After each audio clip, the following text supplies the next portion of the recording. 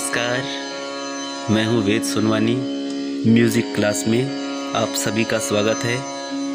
और आज हम राग क्या है उस टॉपिक में चर्चा करने वाले हैं। आपने कभी न कभी यह शब्द सुना होगा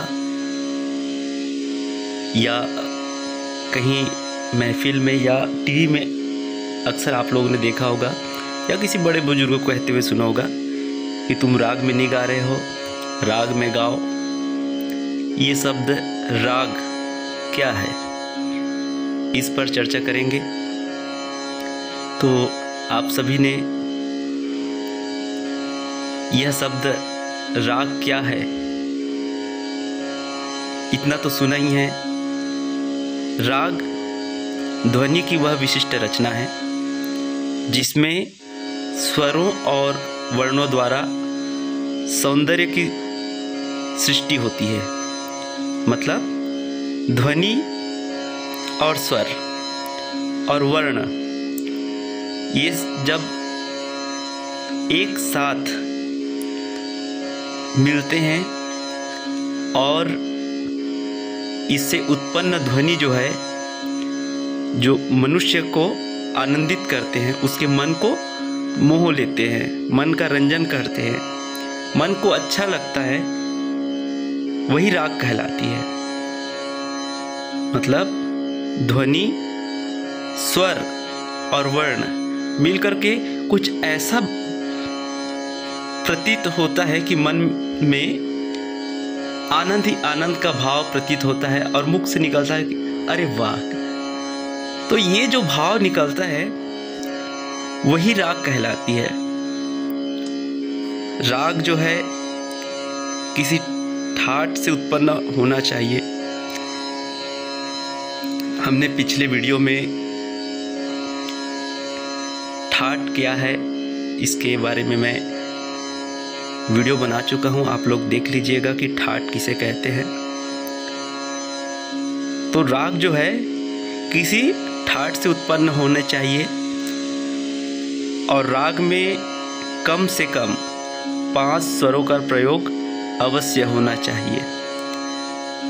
स्वर किसे कहते हैं आप सभी लोग जानते हैं। स्वर क्या है? सा रे गा मा प ध नि, ये 7 स्वर है। आगे स्वर के बारे में और मैं अच्छे से वीडियो बनाऊंगा जिसमें अभी तो आप लोग सिर्फ 7 स्वर ही जानकारी लिए हैं। मैं 12 स्वर के बारे में भी बतलाऊंगा आगे वाली वीडियो में। आज हम सिर्फ राग क्या है इस पर चर्चा करने वाले हैं। तो राग जो है एक तो मनुष्य के चित्त का रंजन करे, ध्वनि और स्वर और वर्णों की विशिष्ट रचना होनी चाहिए जो मनुष्य के मन में आनंद का भाव प्रकट करे। ये राग हो गया। अब समझ आ गया होगा कि राग किसे कहते हैं। और इस राग में कम से कम कोई भी जैसा राग है उसमें 5 स्वर का उपयोग होना बहुत आवश्यक है। एक ही स्वर के 2 रूप जैसे कोमल गा, शुद्ध गा या शुद्ध मा और तीव्र मा पास पास नहीं होने चाहिए। सा स्वर वर्जित नहीं होना चाहिए। मतलब अर्थात कोई भी राग में सा स्वर अचल होता है, उसमें वो वर्जित नहीं होता।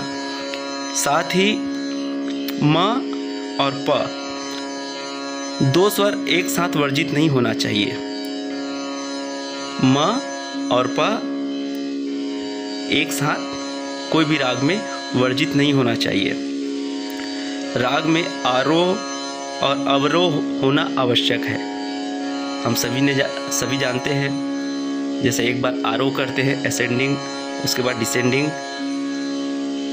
है ना? यही तो आरोह अवरोह है। ये होना आवश्यक है। जैसे सा रे गा मा प ध नि सा, ये हो गया आरोह। अब उसका अवरोह करेंगे तो ऊपर वाले सा से सा नि ध प म ग रे सा, ये हो गया अवरोह। तो ये होना आवश्यक है। बिना इन दोनों के राग का स्वरूप पहचाना नहीं जा सकता, इसलिए इनका होना बहुत आवश्यक है।